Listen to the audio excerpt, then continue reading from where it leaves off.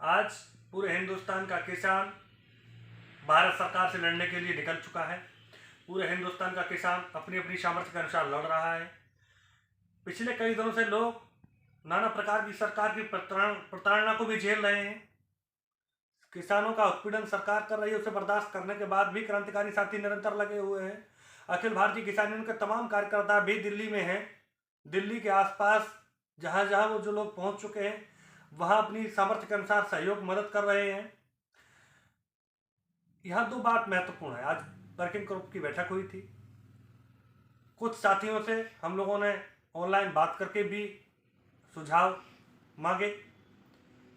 महत्वपूर्ण कुछ निर्णय हुए हैं, वो मैं आप लोगों को बताना चाहता हूँ।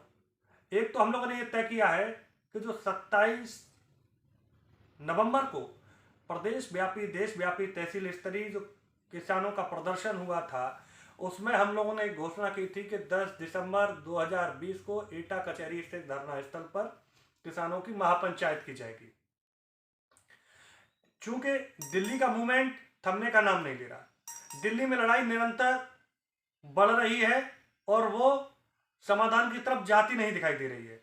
चूंकि सरकार अपने रवैये पर रही है और किसान की अपनी मजबूरी है, किसान की अपनी बाध्यता है। किसान अपनी मुसीबत की वजह से जो उसे दिखाई दे रही है उसके लिए निरंतर प्रयास कर रहा है कि अंतिम सांस तक हम इस लड़ाई को जीतें, हमारी समस्या का समाधान हो। जो हम पर अधिनियम थोपा गया है उसे सरकार रद्द करे।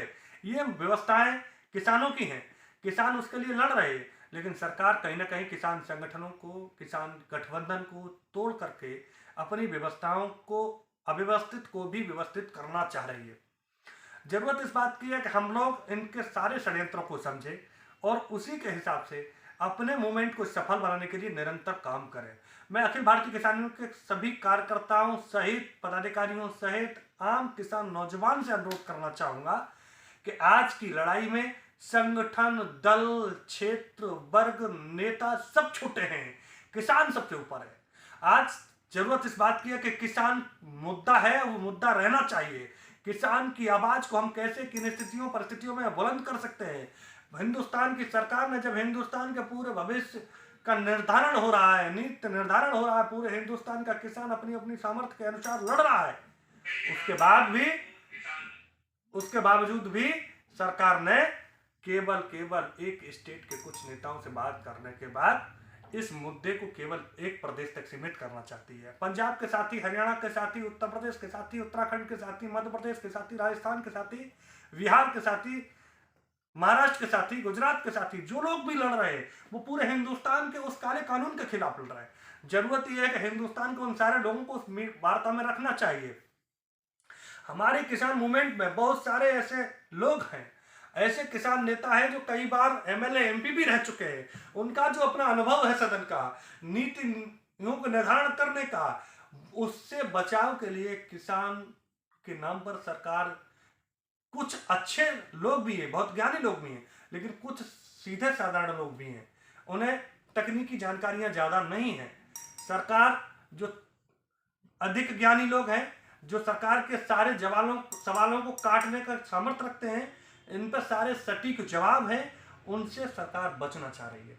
उत्तर प्रदेश, उत्तराखंड, मध्य प्रदेश, राजस्थान, बिहार, महाराष्ट्र, गुजरात आदि प्रदेशों के तमाम किसान नेताओं से सरकार वार्ता नहीं करना चाह रही है। ये एक बड़ी लड़ाई है, आपस में फूट डालने का एक बड़ा षड्यंत्र है, इसे हम सबको समझना पड़ेगा। लेकिन जो हमारे क्रांतिकारी साथी डटे हुए हैं, जो अपनी पूरी निष्ठा के साथ लड़ रहे हैं, सरकार की वार्ता में भी जो लोग हैं, हम निश्चित रूप से सबका आभार व्यक्त करते हैं, सबका सहयोग करते हैं और हम अपने कार्यकर्ताओं से भी आग्रह करते हैं, चाहे वो चौधरी नरेश टिकैत जी के नेतृत्व में आंदोलन चल रहा हो, मास्टर शिवराज सिंह जी के नेतृत्व में आंदोलन चल रहा हो, भाई सरदार तेजेंद्र सिंह जो हमारे उत्तराखंड से हैं, हमारे गठबंधन के भी नेता हैं, उनके नेतृत्व में प्रदर्शन चल रहा हो, चाहे भानु प्रताप सिंह जी के नेतृत्व में प्रदर्शन चल रहा हो, चाहे योगेंद्र जी इत्यादि बिहार या जिस स्टेट में भी, जिस स्टेट को लोग भी जहां दिल्ली में हैं वहां हमारे कार्यकर्ता पहुंच चुके हैं। मैं आप सभी से अपील करना चाहूंगा कि आप सारे लोग उन आंदोलनों में वहीं यथासंभव सहयोग करिए। हम लोग भी अपने यहाँ निजी प्रयासों से प्रयास कर रहे हैं कि आपके खाने पीने की व्यवस्थाओं में कहीं कोई कमी न पड़े, उसका इंतजाम भी सारे किसान संगठन, देश के सारे लोग कहीं ना कहीं ये प्रयास कर रहे हैं कि जो लोग हमारा सहयोग कर रहे हैं उनका तो आभार है ही दाना पानी में, और जो व्यवस्थाएं हम लोग अपने स्तर से जुटा सकते हैं उसके लिए भी निरंतर प्रयास हैं। जो साथी अखिल भारतीय किसान यूनियन के कार्यकर्ता जिस बॉर्डर पर, जिस प्रदर्शन में जहां भी हैं, जो बुराड़ी से निकल चुके हैं वो वहीं रहें। उन्हें एटा आने की कोई ज़रूरत या अपने फिरोजाबाद आने की कोई ज़रूरत, आगरा आने की कोई ज़रूरत, हाथरस आने की कोई आवश्यकता नहीं है। लेकिन जो साथी वहां नहीं पहुंच पाए हैं, जो साथी अपने घरों में हैं, जो लोग आज भी अपने गांव में रह रहे हैं, उन सब को जरूरत है कि अपने साथ मजबूत लाठी और एक कंबल लेकर के साथियों निकल पड़ो। 10 तारीख से एटा कलेक्ट्रेट मुख्यालय पर, चूंकि अब जरूरत है कि पूरे देश में इस आंदोलन की आवाज जानी चाहिए, पूरे देश से आंदोलन की आवाज उठनी चाहिए। तो चाहे वो एटा जनपद के आसपास के जिले हैं, फिरोजाबाद है, मैनपुरी है, कासगंज है, हाथरस है, फरुखाबाद है, आगरा है, अलीगढ़ है, मथुरा है, आपका इटावा है, औरैया है, कन्नौज है, जहाँ के साथी जो दिल्ली आंदोलन में नहीं पहुंच पाए, चाहे वो संसाधनों का अभाव हो, भारत सरकार ने पूरे देश में रेलें बंद कर दी हैं, रेलों को छोड़ करके पूरा हिंदुस्तान उन्होंने खोल दिया है, तो कहीं ना कहीं संसाधनों के अभाव में जो लोग नहीं पहुंच पाए वो लोग हम लोगों के साथ आए। 10 तारीख से यहीं जिला मुख्यालय पर रहेंगे। जो लोग आ सकते हैं और उसमें जो लोग आर्थिक सहयोग भी कर सकते हैं, चाहे वो दाल के रूप में करें, चावल के रूप में करें, आटे के रूप में करें, आलू के रूप में करें, मटर के रूप में करें, चाहे आपकी शकरकंदी के रूप में करें, आप चाहे मूंगफली के रूप में करें, जो आपके पास जितना है। अगर एक मुट्ठी भर आटा भी आपके पास है तो आपकी इतनी बड़ी आंदोलन में, इतनी बड़ी क्रांति में आपका सहयोग जाना चाहिए। और जो जत्था जहां लगा है, चाहे वो चौधरी नरेश टिकैत जी के नेतृत्व में लगा हो, भानु प्रताप जी के नेतृत्व में लगा हो, मास्टर शिवराज सिंह जी के नेतृत्व में लगा हो, उत्तर प्रदेश के साथियों के मैं नाम जो गिना रहा हूँ, चाहे वो हमारे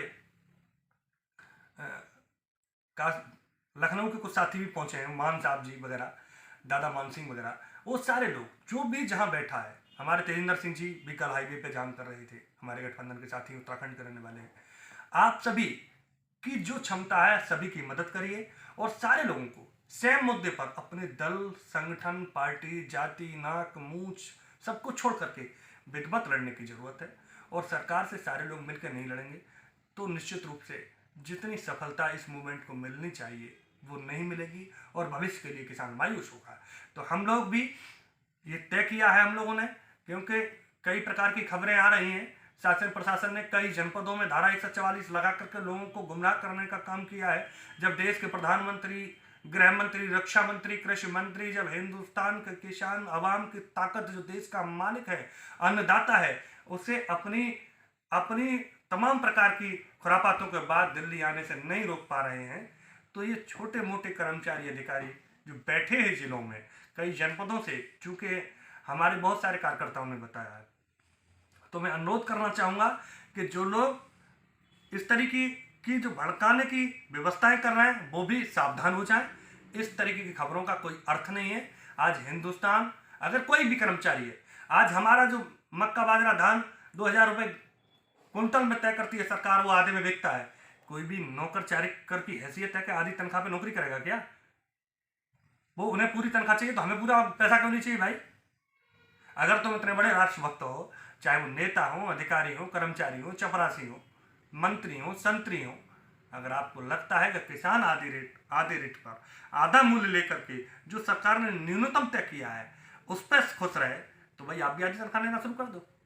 पता लग जाएगा ना दाल आटे का भाव।